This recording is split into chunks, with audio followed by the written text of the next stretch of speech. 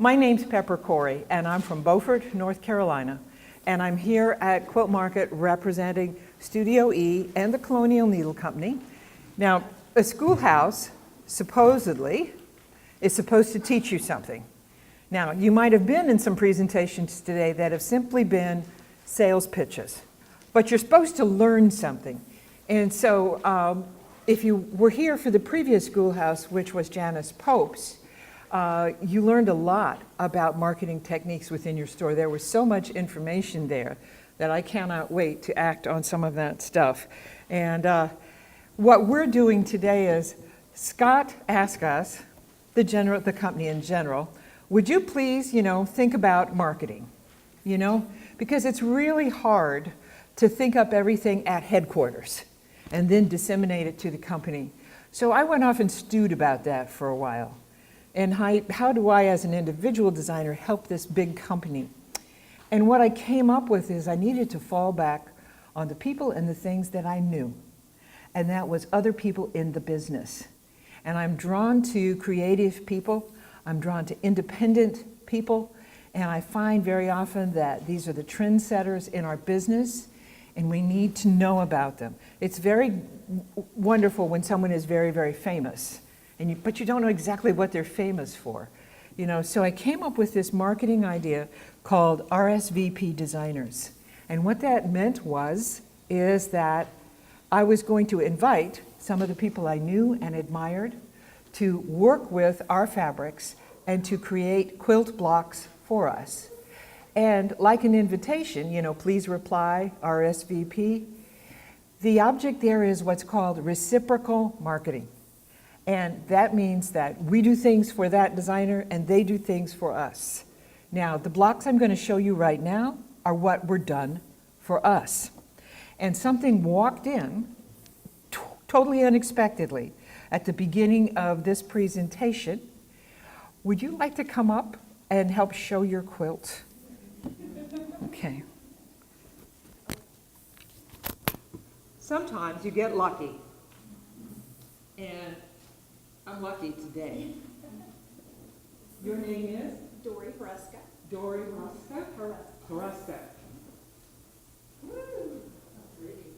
Isn't this lovely? And I'm this, an author with C&T, so yes. It's based off my quilting design book. So this pattern can be found in a book. No, the pattern is actually coming out individually in November, but the stitching on it, the book is on the quilting. The quilting itself. And she used peppered cottons. And what just happened here was reciprocal marketing. Where I recognized her, she used my products. And now you know of an author that you should look for because you admired her work. I love this fabric. That's unsolicited. I'm really pleased. Cozy and, wonderful fabric. And I love the fact that she used, they're the old Howard Johnson's colors, orange, turquoise, and cream, and then added the dark brown and the navy to make it modern. And yet at the same time, there's enough repetition that it seems traditional. I think this would satisfy both people who were traditional and yet had modern tastes. Thank you very much. Dory, did you use one of the 108s for your back? Yes. Okay. Yes, we have some colors. I think it's our best-selling 6 colors, perhaps 8, that come in 108-inch wide for quilt backings. And that color is called coffee bean. And it comes. So I am really, really pleased about that. All right, I asked 14 designers, and 11 of them came through, which is pretty good. And what they did was make a block using any color in the Studio E Peppered Cottons line. And because I'd come up with the idea, I also volunteered to cut the fabrics and send them to the designers. So this is our color card, one of the small color cards. And they could ask for anything on this card to do their block. And there were only 4 conditions. One was, please use only peppered cottons from this line. The other was, please make sure that the block, when it comes to me, measures 16 1/2 inches. Oh, have you ever made a quilt block in a group? Oh. Anyway, I'll tell you, these designers were really good, okay? They did come in at 16 1/2. And make the block look like you, so that when people saw the block, they would associate it with you as a designer. So the first block I want to show you today is by Susan Marth. And Susan has a book upcoming, or it's coming out at this market with C&T about little Dresden plates. Okay? So this looks like Susan, and it ties into what she's going to be very famous for. Okay? And this block was by Robin Kaler, and it's called Featherberries. Robin is an independent designer, and she publishes her own patterns and teaches, and also does custom hand quilting. It's called Featherberries, and it combines applique with embroidery. Sometimes someone's a bit of an overachiever. Robin said it was just because she was indecisive, but this is her second block, which is called Ginkgo Love, and came out in a magazine article. When was that, Robin? 2010. So a while, but it's a classic design that still looks very fresh today. The next block is by Allison Aller, Allie Aller. Her blog is called Allie Stitches.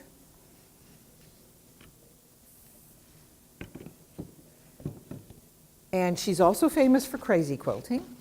However, in this block, all of this right here is very tiny leading for a stained glass technique. And this spring she had a book come out on stained glass quilting revisited. This quilt block is by Kathy Delaney. And Kathy is a quilt designer and has written books. And Kathy, are you a judge also?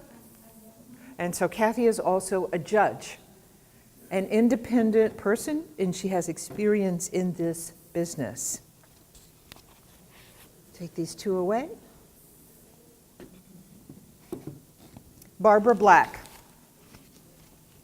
and it's called Salt and Pepper. And Barbara is famous for not being afraid of templates and of complex things if the quilt pattern calls for it. She is a teacher. She's also a former Marine and an H&R Block person. Nothing gets by her. If you are a faculty member, you have checked in with Barbara Black.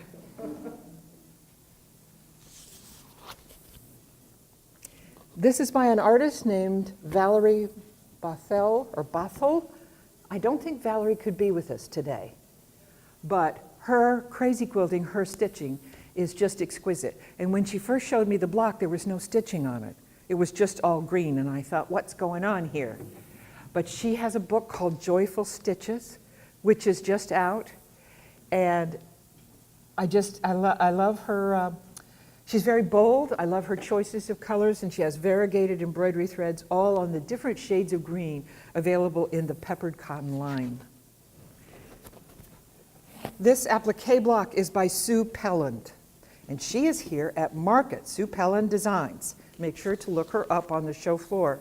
And she is famous for applique patterns that are cut using rotary cutters.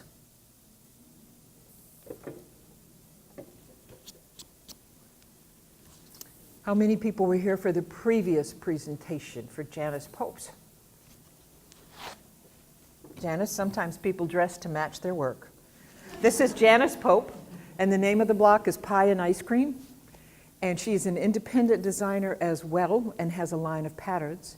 And this is available in her patterns. And her business is called Anything But Boring. This is by Kelly Ashton. And Kelly is a teacher and a designer and a book writer, and also is the owner of a quilt retreat business and owns the building, thank you. And you can talk to Kelly about renting her space for your quilt guild or quilting events.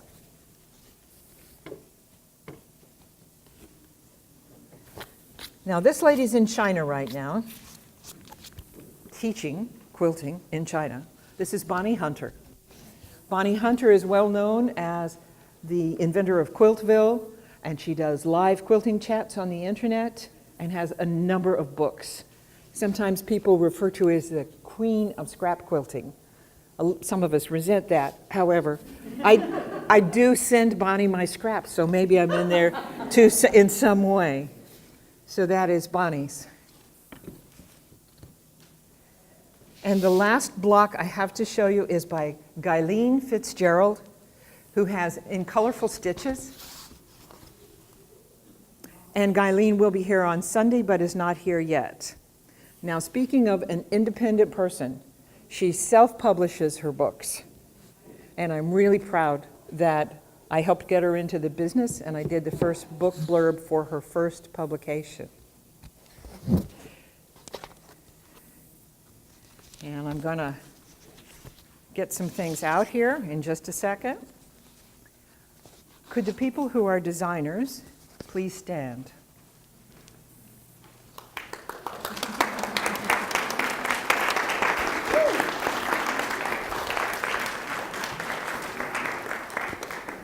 Kathy and Kelly at the back.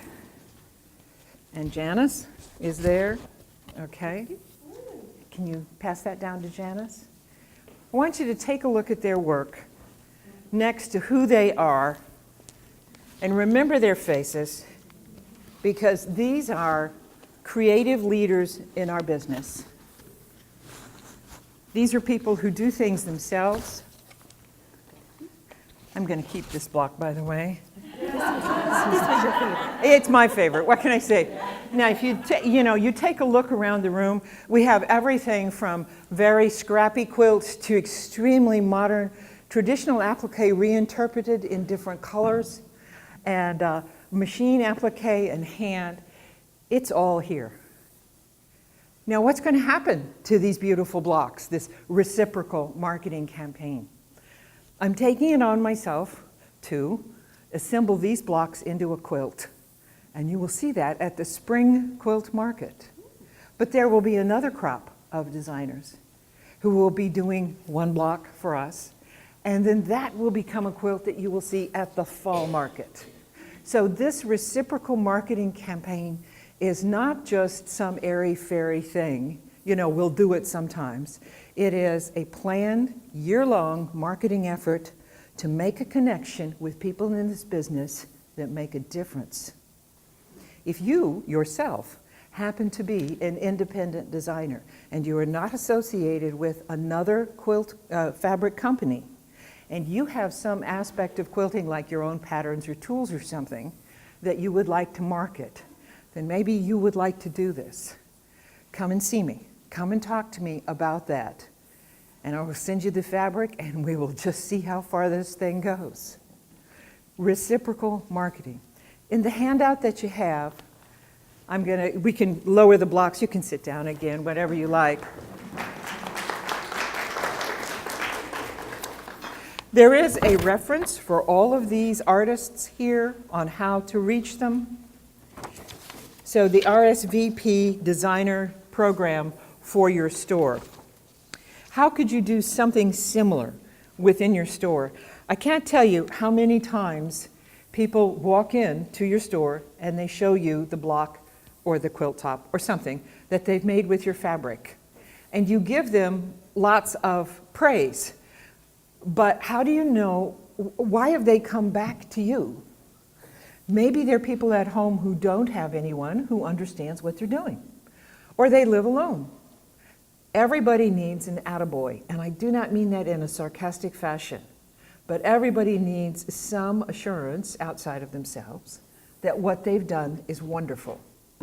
So the first thing is that you recognize the work when it comes into the door. We're at the bottom of page 1. The next thing for you as a store owner is to get permission to take a picture of that or to share it. Let's say it's only a quilt block. If it's only a quilt block and they'll let you have it for a week, Then you can do it on a bulletin board. You can do it on an easel. You can take a picture, feature it in your shop blog or your Facebook page. I hope you have both, you know. But you get their permission, and suddenly this little work of art that they thought that they were showing to just one person gets out to a much wider audience. Reciprocal marketing is not only something that happens between a manufacturer and artists, like it happened today, but it happens between you and your customers. And it's a huge way to build customer loyalty, that they know they're going to get a positive response when you come in the door. So if you've decided for your designer of the week, the month, however you'd like to do it, you get permission, you picture it, and you display it to other people who would not otherwise have seen it. I think too many times we shop owners forget the small triumphs of our relationships. It's human nature to focus on a big fat negative like, you know what, December business was a bummer. While we let a little inducement, like the enthusiasm of a newly minted quilter, go by the wayside.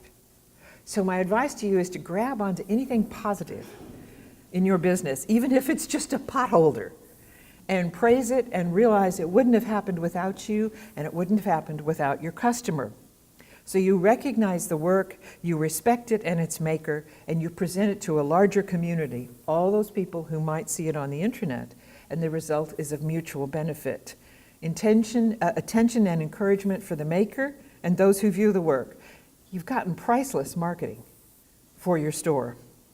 Now, advertising is publicity that you pay for, in print, on the internet, radio, whatever. But marketing is everything else you do to promote your business. So RSVP Designer, which is what we've named this, is a marketing program. More than that, it's a bridge to your customers that many retail businesses do not have. Now think about this. How many people send their grocery store a picture of the Thanksgiving dinner they made with food bought at that store? Nobody. However, you see people's work all the time that's done with your fabric, and you need to make a big deal out of it. It's not a casual thing or a one-time thing. It's a conscious effort to recognize and publicize those who've worked with your fabrics, and it has a schedule. It's just like good old block of the month. Before you sigh and think, one more thing to do, understand that RSVP Designer is a group effort. Bring in everybody who works in the shop and tell them about it. And tell them to be on the lookout for exceptional talent or work that walks in the door. They're your scouts. And if you have a former elementary school teacher as an employee, lucky you, because they have crazy bulletin board skills. I mean, this must be a whole class in college. So they could be the people who would do your RSVP Designer bulletin board.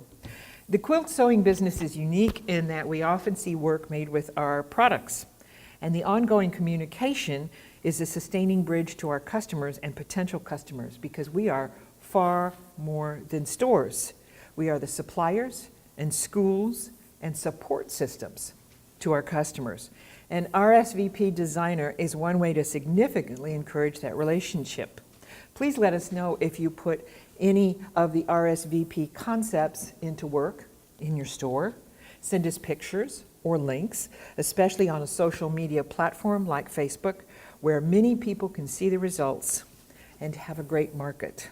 And there is information on page 2 of the handout. You can connect with me, but mostly you can connect with Vanessa Dennison, who is our media marketing specialist at Studioe. Questions? Yeah. Is there a special link on Studioe that has the pictures of all these blocks? Vanessa has been picturing them one at a time on Studioe's Facebook page. But that's a great idea. Maybe we could join them all together before they get into a quilt and put that at the top. And that would be nothing for us to do. It would be very easy to do. Yes? Once you put these into a quilt, are you going to put out a pattern? Don't know. No, well, the actual fact is that that was not the point of this. I understand. Because there are individual designers who would benefit if you liked what you saw to go and get their pattern or their book.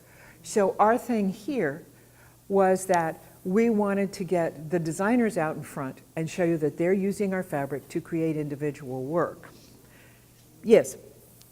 The most people on Facebook are asking that same question. Can we get a pattern? Well, I will ask the individual designers. They may say yes, and they may say no. Or what we could do is, again, give them the link to do it. But they haven't seen the quilt yet either. I think it's going to be dazzling, you know. That's the point, do something really nice, everybody else wants to do it. So- That's true. But I will take issue sometime with a lot of free stuff Yeah. because, you know, oh yeah, I can get it on the internet free. I'll just download it free one day. And the fact is, if it's all free, you don't benefit from it as a store owner. But if you have patterns in books that support those images, you will. So I think I'm a little reticent to like put it all out for free because I believe the designers deserve first crack at selling those people what they like. Now, in a sampler quilt, everyone will, by definition, choose their favorite block. And most people will be intimidated by the whole quilt. When you take a look at the quality of work and the different designs, and there's piecing and applique and crazy quilting in one block, most people would not want to make a quilt that complex, to tell you the truth. So I'm more reluctant about putting it all out for free, and I'm more about saying, here's this path, go to this designer, this store stocks her patterns, etc. So it's a good question, but I'm going to back off from free everything. I hope as a store owner, you can understand that, because I'm sure people have come in and said, oh, okay, well, that's very kind. We'll see. Otherwise, but, you know, supplying, you know, what they like out of it, the books and things like that. Kelly Ashton's book on hexagonal patterns. She never met a 60-degree angle she didn't like.